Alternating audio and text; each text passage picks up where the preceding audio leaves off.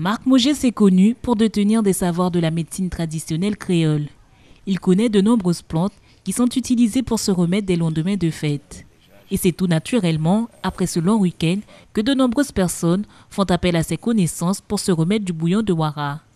Depuis ce matin, mon portable n'a pas arrêté de sonner parce que après la fête de Pâques, les gens, en allant se coucher hier soir et tout, les remontées gastriques, tout ça c'est parce que le bouillon quand même, quand on mange le bouillon, il y a pas mal, avec toutes les bonnes chairs et tout. Après, on brutalise un peu les intestins, etc. Dès son plus jeune âge, Marc Mogès s'est intéressé aux bienfaits des plantes médicinales. Il est incollable concernant leurs vertus. Le devant nous permet d'éliminer toute cette graisse qu'on aura accumulée, puisque étant donné, qu'on le veuille ou non, le bouillon de wara est un plat vraiment très riche. Voilà. De ça, vous prenez 5 feuilles, vous faites bouillir, vous buvez une tasse avant d'aller se coucher, et ça, vous le faites pendant 3 jours. Et ça permet d'éliminer les graisses qu'on a accumulées, surtout si nous sommes déjà assujettis au cholestérol. Autrefois, nos anciens se soignaient beaucoup en utilisant la pharmacopée traditionnelle. Puis, la pharmacie moderne a pris le pas. Aujourd'hui, retour aux anciennes pratiques. Très très important de revenir à cette pratique où même les jeunes y adhèrent. Et cette pratique de plantes médicinales, il faut le dire, est complémentaire à la médecine dite moderne. Après les fêtes, le corps est fatigué. Un bon remède créole peut vous aider. Une des plus grandes filières d'immigration illégale entre le Brésil et la Guyane démantelée par les forces de l'ordre. Ce vendredi 3 avril, la police de l'immigration a arrêté 4 personnes. Ils ont été présentés devant le juge d'instruction. Motif de l'accusation, aide à l'entrée et à la circulation de personnes étrangères au territoire. Plus de 194 personnes sont concernées par ce trafic, avec des tarifs d'entrée allant de 300 à 500 €. On avait donc 3 étapes. Les personnes arrivaient en premier lieu à Villa Victoria. Donc ils arrivaient, la filière se continue bien sûr à travers le Brésil. Et les gens sont originaires, outre du Brésil, sont des Haïtiens et des Péruviens. Donc ils arrivaient à Villa Victoria ou Oiapoque. Là, ils étaient pris en charge par une première équipe qui les conduisait à Saint-Georges. Et à Saint-Georges, des véhicules de location venaient les prendre pour les ramener sur Cayenne. À Regina, ils s'arrêtaient et un passeur les faisait traverser le pont par un endroit extrêmement discret afin qu'ils ne soient pas contrôlés par les forces de police ou de gendarmerie. L'enquête a débuté en juillet 2014. Elle a permis de remonter jusqu'en haut de la chaîne. Pour la police des frontières, c'est une première. Jamais une filière n'avait été aussi organisée. C'est une filière qui sort un peu du commun. On a plutôt, comme l'a dit le procureur de la République, la plupart du temps affaire à des filières qui sont des petites structures, qui sont plutôt peu structurées, mais qui néanmoins engrangent un certain bénéfice et qui troublent l'ordre public de toute façon par la nature même de leur activité. Celle-ci, elle se distingue par le volume, par l'organisation, par les revenus financiers, par le nombre de personnes également qui ont pu bénéficier de la structure. Et donc c'est pour ça que c'était intéressant de le signaler. Par ailleurs, les moyens d'investigation qui ont été mis en place ont été bien plus soutenus et bien plus longs que ce qui est nécessaire pour démanteler les petites structures. Là, on parle effectivement de surveillance, de filature, de moyens d'interception, effectivement téléphoniques, vidéo. Il y a eu vraiment la palette, je dirais, de la police judiciaire, entre guillemets, au sens noble du terme. Troisième au niveau national dans le démantèlement de filières de ce type.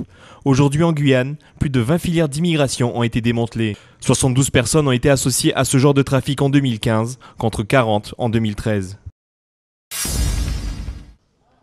Verdict prolongé jusqu'au 9 juin pour l'étudiant infirmier Alexia Sébastien, accusé de coups et violences sur une camarade de promotion, qui lui reprochait des propos tenus lors d'une discussion sur un réseau social suite aux attentats de Charlie Hebdo.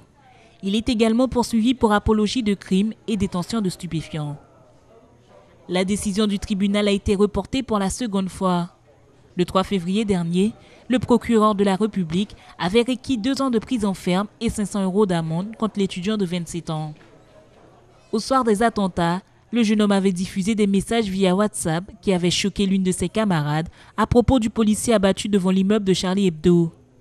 L'avocat de la défense, maître José Lama, avait dénoncé un réquisitoire dicté par la garde des Sceaux. À la barre, le jeune homme s'était excusé, déclarant qu'il ne mesurait pas l'ampleur de ses propos.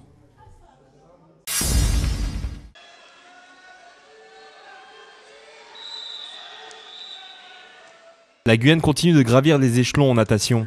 Ce week-end, Mehdi Metela a décroché son billet pour les championnats du monde. Le championnat de France n'avait pourtant pas très bien commencé pour le Guyanais. 20e au classement du 200 mètres nage libre, il n'accédera pas non plus au podium du 100 mètres. C'est dimanche que Mehdi a réussi son tour de force lors du 100 mètres papillon en réalisant un temps de 51 secondes 47. Une victoire écrasante puisque le second Jordan Coelho arrive à 1 seconde et demie derrière lui. Allez, Mehdi Metela quasiment la longueur d'avance désormais sur le reste des troupes, mais il ne doit pas se focaliser sur les autres, simplement sur sa performance, sur le chrono. Mehdi Metela. Il est fort, il est très solide dans les 15 derniers mètres. Ah, il est puissant. Ça devrait passer, il est ça puissant.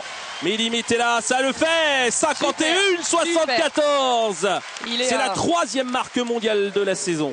Et il est à 32 centièmes du record de France de Clément Lefer.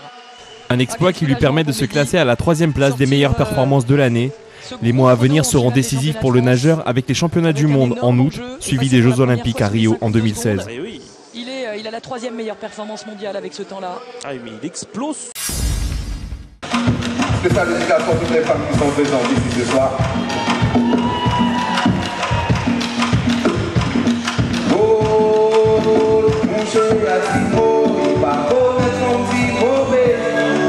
Un concert pour la bonne cause. Ce week-end, le Zéphyr a accueilli de nombreux artistes venus chanter au profit de la Ligue contre le cancer.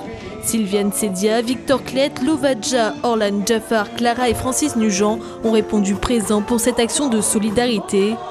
Cette soirée a été également l'occasion de partager son histoire, que l'on soit anonyme ou pas. Je me suis donné 48 heures pour me dire, soit tu te bats, soit tu baisses les bras. Je reçois des rappels, il faut aller voir pour les seins. Je me dis, qu'est-ce qu'ils ont embêté comme ça? Le radiologue me dit, Madame Césia, ça fait plus de 22 ans que vous venez dans notre centre, vous me faites confiance. La radio, elle n'est pas bonne, il y a un problème. Avec ce concert, les organisateurs ont fait appel à la générosité des personnes. L'argent récolté servira à la recherche, mais aussi pour l'aide aux malades. Le président de la Ligue contre le cancer en Guadeloupe a fait le déplacement dans le département pour rappeler l'importance des donations. Il faut faire des dons.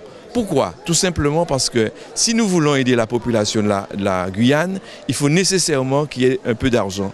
Et donc ça, on ne peut pas faire, c'est le nerf de la guerre.